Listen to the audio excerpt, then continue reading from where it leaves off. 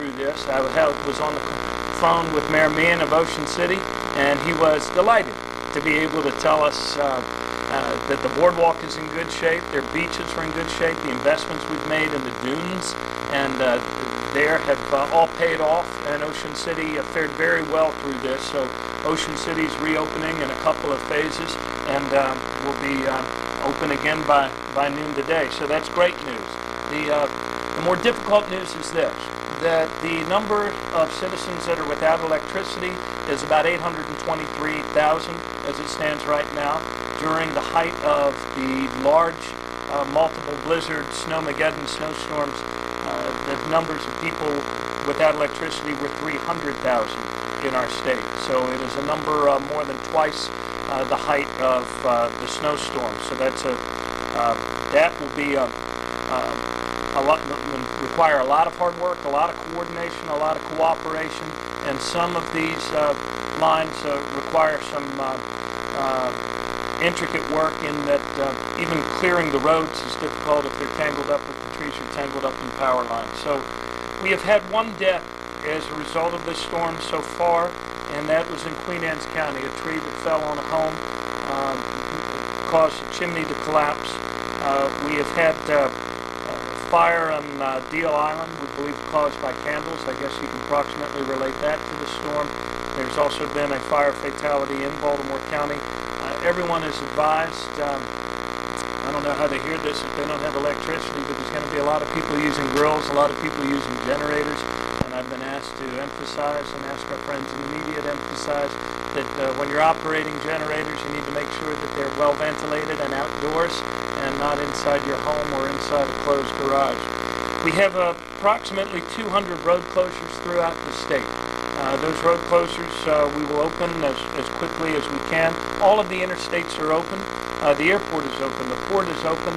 The bus, the light rail, and the Baltimore subway service are all rather strained right now due to difficulty with drivers and operators being able to get into work, and also due to problems with debris across the tracks. Let me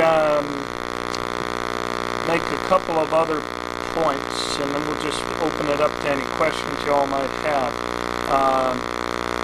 We were working late into the morning hours last night, a couple of dam issues.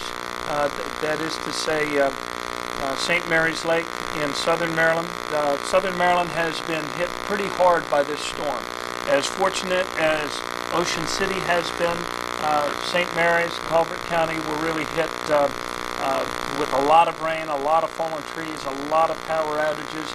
We don't have numbers on percentage of people without electricity, but the early reports would indicate that some of the highest percentages of people without electricity are probably in those southern Maryland counties of Colbert and St. Mary's County. Anyway, on the dam issues, St. Mary's Lake, that dam overflowed a bit, and so there is some minor flooding down in that area. Also, some dam overflowing a little bit in Annapolis. But neither of those causing major issues at this time. Let me talk a little bit about Calvert Cliffs. There were some reports last night about problems at Calvert Cliffs, the nuclear plant.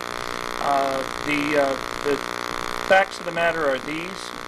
Calvert Cliffs number 1 underwent a preventive shutdown due to some debris that was flying around, hit some electrical box, and all of that worked according to plan, and they're in for lack of a better term, a preventive shutdown, which is routine and following their procedures.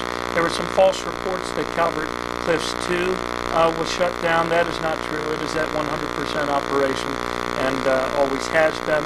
There's some problems with regard to some of the alert systems, the sirens around Calvert Cliffs, as well as sirens around Peach Bottom being undergoing some work and maybe suffering some damage. So anyway, that's the update right now. What are our major problems? Our major problems are a lot of fallen trees, a lot of people without electricity, and crews that are going out there as we speak to try to get people restored just as soon as possible. We don't have full information about school closures on Monday. No doubt that will be an emerging story as we assess how these power outages affect schools. But you can imagine, given the number of schools that were out during the snowstorm, take that, multiply by 3, and that's what you have in terms of the power outages so far today. So we're just going to have to keep working this through the day, and we'll know more as the day progresses. We are only now, as you might imagine, getting full damage reports back from the emergency operations centers.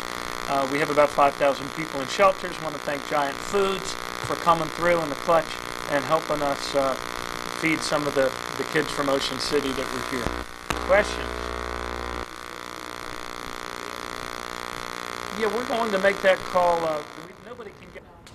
You are listening to Maryland Governor Martin O'Malley and his remarks to what's been happening over the past 48 hours. His response to how the state of Maryland prepared for and executed its plans before, during, and after Hurricane Irene. That storm now well out of Maryland. Things beginning to shape up for what could prove to be, I'm looking out a window here through the newsroom, the only window in the building. What could prove to be a very beautiful day on this Sunday afternoon. But Governor O'Malley was praising the efforts of so many of Maryland's finest. Also discussed what happened down at the nuclear plant. Was more detailed in his response to that, and spoke of the one woman who was killed in Queen Anne's County when a tree collapsed on her house and caused the chimney to give way too. So this is going to wrap up our extended coverage of the aftermath of Hurricane Irene.